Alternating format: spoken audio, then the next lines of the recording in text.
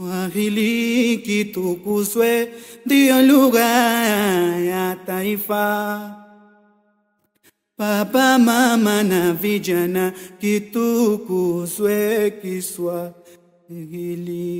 Assalamu alaikum wa rahmatullahi ta'ala wa barakatuh. Popote pale ulipo unapotazama sasa hivi, huyu hapa si mwingine bali ni Lady Brian Kenda Mtume vile asomesa wakati.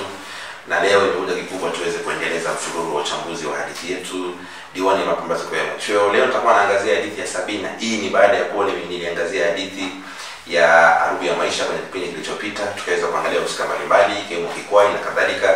Lakini pia nilipenda sana ambapo nyie mliweza kuniandikia feedback mbalimbali, mliweza kunijia na kuniachia comment. Shukrani sana kwa ambaye pia unazidi shauri mambo mbalimbali ya kufanya. Kuna wengi sana walinishauri kwamba nitafute mic nzuri, nipo mbioni kuweza kutafuta pia. Na pia vile vile kuna wale ambao wananiachia comment, kuna wale ambao wanashare, kuna wale ambao wana like.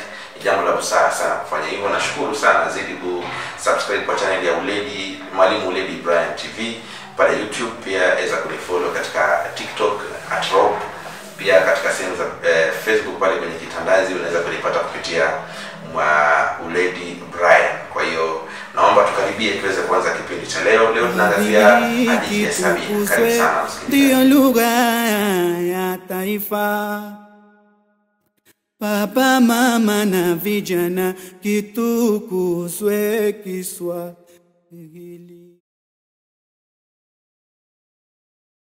Kama nilivyokwisha kutangulia kusema hapo awali ni kwamba leo tutakuwa tunaangazia hadithi mojawapo katika Diwani ya Mapambazuko ya Machweo. Hapa anaizungumzia hadithi ya Sabina. Hii ni hadithi ambayo imeandikwa na Mwalimu Winnie Nyaruri Ogenche, hadithi ambayo inamzunguka mhusika mmoja wa kike, mtoto mdogo, jina lake ni Sabina, ambaye yupo tayari kukalia mtihani wake wa darasa la 8. Na hadithi hii kwa kweli ni moja kati ya hadithi ambazo anwani ya hadithi ni jina la mhusika katika hadithi hii Sabina, ambaye tutakuwa tunamwangazia hivi leo. Kwa hivyo kama kawaida tunavyofanya kila siku, huwa tunatambua ufahamu wa anwani, tuangazie maudhui, tuangazie mtiririko wa matukio au ploti au mtiririko wa vitushi katika hadithi. Na pia vile vile tutakuwa pia tunajikita pia kuangalia mbinu mbalimbali za lugha, wahusika pamoja na sifa na umuhimu wao kwenye kipindi hiki. Lakini mwanzo kabisa ningependa tuweze kuzungumzia hadithi inapokwenda. Na hadithi inapenda kama vile tutakavyolisikiliza kwamba hadithi inamzungukia binti moja mdogo sana kwa jina lake Sabina. Binti huyu alikuwa ni mwanafunzi wa darasa la 8 katika shule ya msingi ya Nyamenu. Hii ni baada ya kuwa alianza masomo yake pale chekechea mpaka la 4 katika shule ya Utubora, ambapo pengine kutokana na mambo mawili matatu aliweza kuhura hadi katika shule ya Nyamenu. Na msika huyu anapitia changamoto tele. Mwanzo kabisa mamake anamzaa, anamkopoa anapokuwa na umri mdogo. Alipokuwa kidato cha pili, mamake akawa kupata ujauzito, na hili lilimkasirisha sana mjomba wake anayeitwa Ombati. Ombati ni mjomba wake, maana kakake mama, ambaye sasa alichukua jukumu la kumlea baada ya mamake kufa ama kufariki dunia. Hii ni baada ya kukisiwa kwamba alikuwa na upele fulani kwenye shingo lake, unaitwa upele wa laana, na mwisho wa siku anapoaga dunia mjomba wake anachukua jukumu la kumlea. Kwa hivyo hadithi inatukia pale ambapo binti yetu huyu Sabina alikuwa akijiandaa kuweza kufanya mtihani wake wa darasa la 8, na pia alikuwa anazongwa na majukumu tele katika nyumba alikuwa analelewa pale katika nyumba ya mjomba wake Ombati.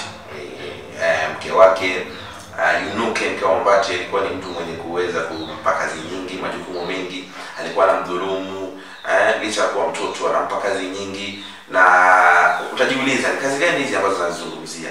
Kwa hiyo utamaduni, akiamka asubuhi yeye Sabina alikuwa kwanza aamke aende pale kwenye zizi la ng'ombe, awakame ng'ombe, kisha baadaye aondoe kisonzo cha ng'ombe apeleke shambani akatapakaze, baadaye arejee achukue maziwa ayapeleke katika soko la Itumbe, aende ayauze, ayamalize, kisha arejee aje kujitayarisha na kwenda shule. Unaona, kwa mtoto mdogo kwa umri ule, unaona kwamba yeye anakosa kumajibika shule kwa sababu ya kazi ambazo anafanya nyumbani. Kwa hivyo kila wakati alifika shule kuchelewa. Na siku ya leo ambapo hadithi inatukia, aliweza kufika ukumbini ambapo wanafunzi walikuwa wanapewa sheria ama masharti ya kuzingatia katika mtihani, ile Kiingereza wanaita rehearsal. Alipokuwa kule aliingia ukumbini akiwa amechelewa. Baadaye mwalimu mkuu anamuita, anampeleka ofisini, na mwisho wa siku mambo yanafanyika kwamba mwalimu mkuu anaamua kumsaidia kwa njia ambayo nitakueleza baadaye. Kwa hiyo faafu wa anwani ni kwamba hadithi inamzungukia mwenzetu Sabina, ni binti ambaye yupo masomoni, anasoma, yuko kwenye darasa la 8 na yupo tayari kukalia mtihani wake wa kitaifa. Ni mwanafunzi mwerevu, baadaye anakuja na faulu, anakuwa nambari ya 8 kitaifa.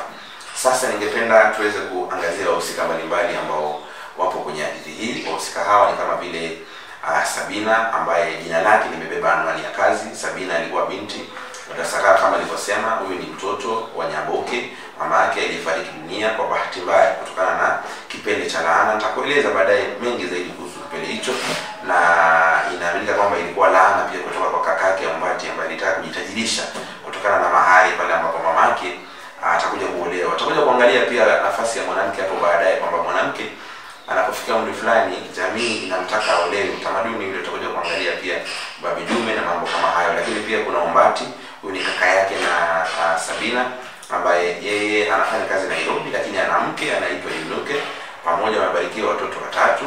Michael amezungumziwa kati ya watoto yule mchanga, lakini kuna wale wawili binamu zake Sabina ambao pia wameangaziwa, lakini majina yao hayakutajwa. Lakini pia ukiangalia Yunuke pia ni mtu ambaye anamfanyia madhila mtoto mdogo.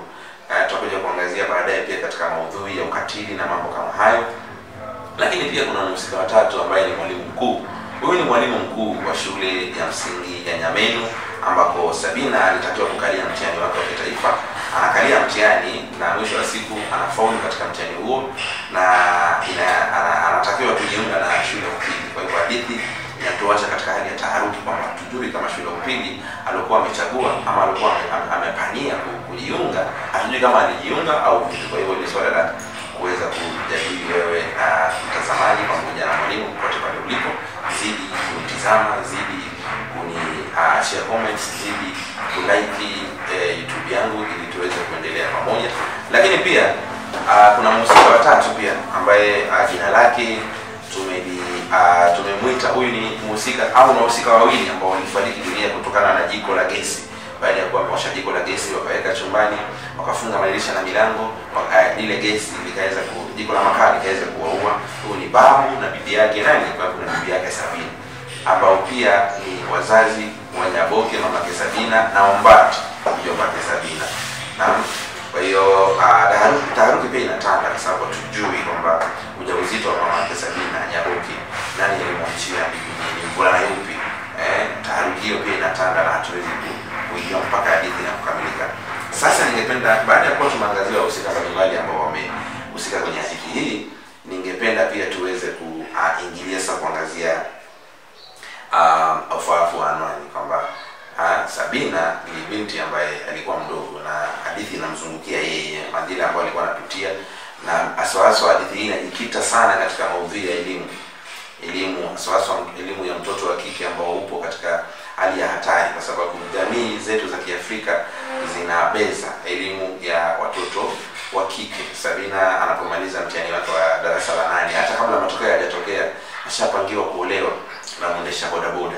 Kwa hiyo tuweze kuangazia pia dhamira ya mwandishi Winnie Nyarudi Ogenche. Alipania kuweza kutufundisha sisi wasomaji na wapenzi wa lugha ya Kiswahili na wanafunzi, walimu na kila mtu katika jamii kuhusu hatari ambayo mwanafunzi mtoto wa kike anapitia katika maisha yake ya kila siku, hasa watoto mayatima au viokote, watoto ambao kwamba wameachwa na wazazi wao kwa namna moja au nyingine na hawana mtu wa kuangalia. Kwa hivyo wanapitia madhila katika wale jamaa zake, familia ya karibu, mtu kama mjomba wake pamoja na mke wake Yunuke.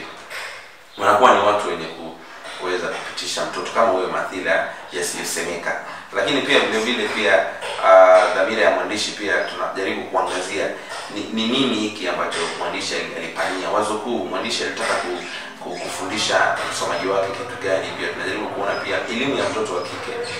Kuna jinsi ambapo elimu ya mtoto wa kike watu wanaichezea wanaifanyia karata tu, kwa sababu unaona Sabina matokeo hata hayatokea bado, hata hawajajua kama atafaulu au la, lakini ashaozwa kwa mwendesha bodaboda, na hata tayari tunapozungumza mahali ng'ombe wameletwa nyumbani, wapo wanasubiria tu muda wake ufike wale chakula kisha waondoke na mtoto, ng'ombe ziweze kusalia katika katika nyumba ama boma ya Ombati.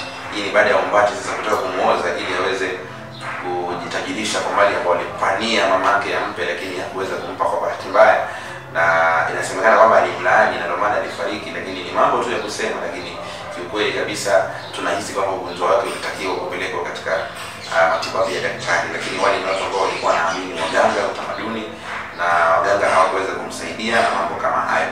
Tuweze kuangazia maudhui mbalimbali. Ya kwanza ni maudhui ya elimu, kuwepo kwa shule ya msingi ya Nyamenu ambapo mwenzetu Sabina alikalia mtihani wake wa kitaifa, na pia vile vile kuna shule pia ya Utu Bora ambapo walianzia kusoma chekechea mpaka la 4.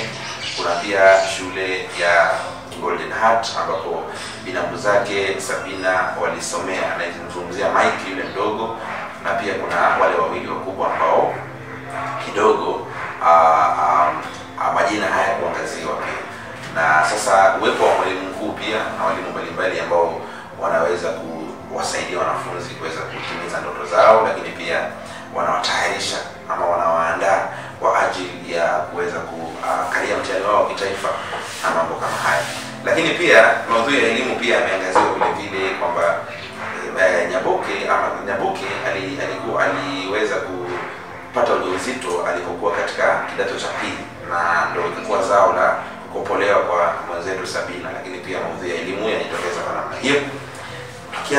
Achia mbali maudhui ya elimu, kuna maudhui ya nafasi ya mwanamke katika jamii.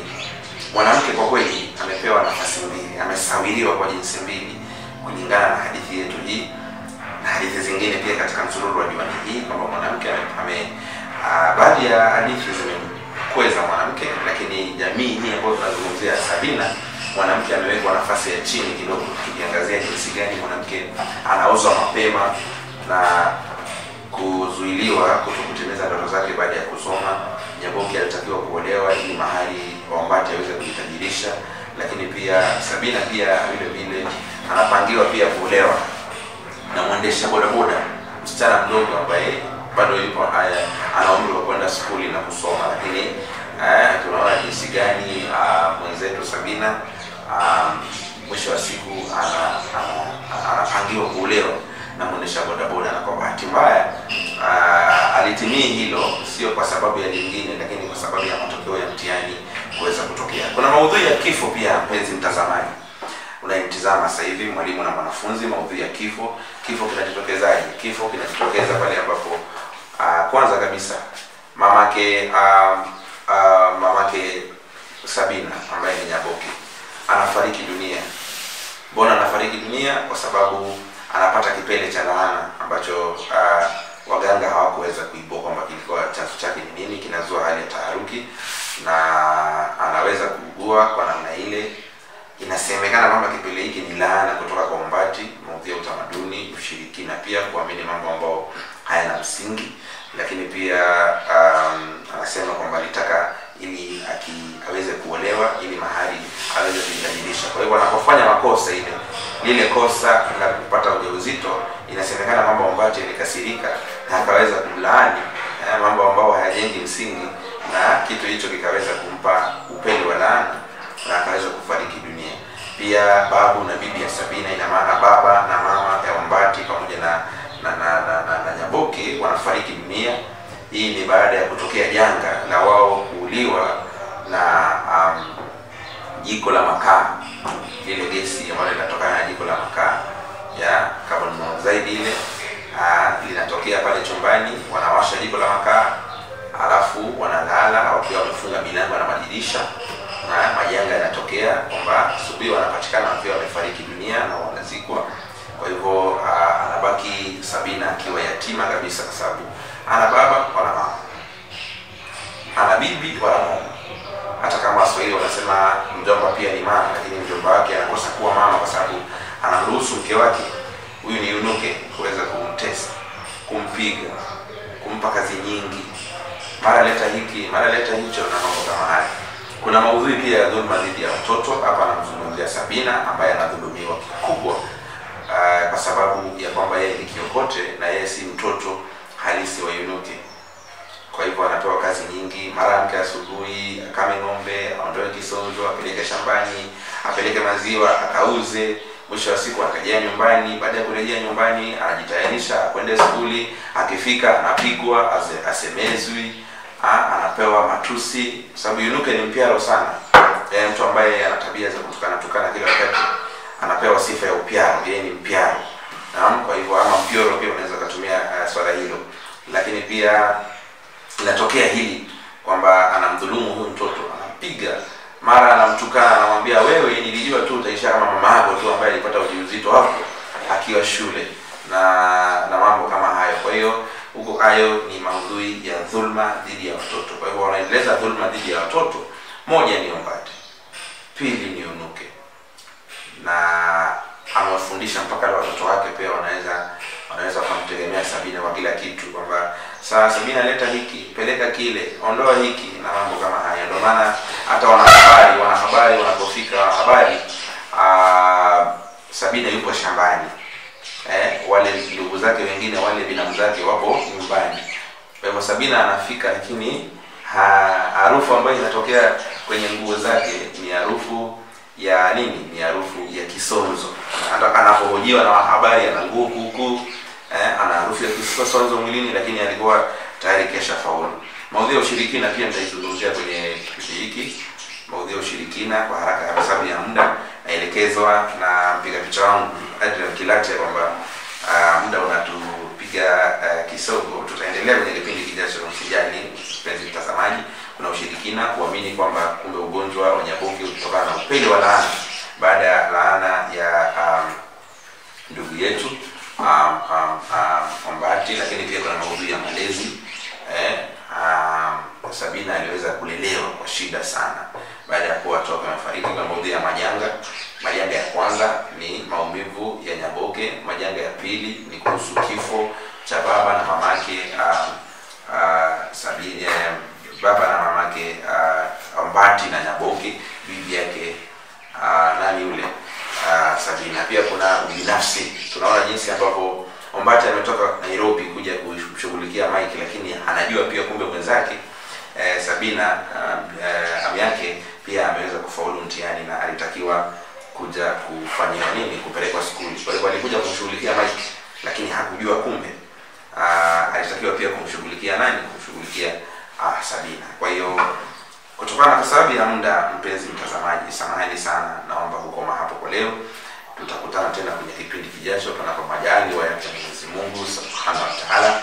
Na mimi napenda kukushukuru sana kwa yale yote ambao unazidi kufanya, na kuomba pia kwa mara nyingine ya pili zidi kusubscribe, zidi kulike. Shukrani sana kwa ambao unazidi kufanya hivyo. Tumefikisha karibu 100 kwa hiyo tunatamani siku moja pia tufikie 1000 ili mambo yaweze kuwa mazuri. Tukipatana tena kwenye kipindi kijacho, tutakuwa na tupia hadithi mbalimbali na nitawaeleza ni hadithi gani itatokea kwenye kipindi kijacho. Lakini napenda kuwashukuru sana kwa niaba ya mpiga picha wangu wote na mkilasia. Hadi siku nyingine tuonane. Asanteni sana. Naitwa Mwalimu Brian Buledi. Hadi wakati mwingine majaliwa inshallah.